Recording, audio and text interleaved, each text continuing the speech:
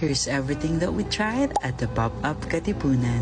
Just a disclaimer guys, this is already a throwback and this was recorded way back, and we had so much fun we can no longer remember the exact prices and the exact stalls we were at. First up, we have this stall nearby the entrance and besides or nearby Johnny Walker. For only 600 to 700 pesos, they offered us a tower and a set of fries and chicken poppers on the side.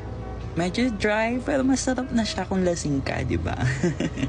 Next up, we have this drink of around 200 to 250 pesos, yes, per glass. And this one that they're serving is around 350 pesos. Mas malaki siya in person. And masarap naman siya, kaso ayun, natapon. Their bottle drinks only costs around 99 pesos. This is one of the bars sa taas na may sayawan, and you have to book their or reserve their tables if you want to have a table sa loob. Masaya dito, super malamig, naka-aircon at may open space din. Kitang-kita naman na nagsaya kami pero masikip at medyo pricey nga lang. And lastly, we have this green drink na I think pangalan niya ay Zombie something for around 400 to 500 pesos from the takeover. O yan, may naalala na ako ha. Dito at the time, medyo chill lang. So kung gusto mo mag-sente, this is the place for you.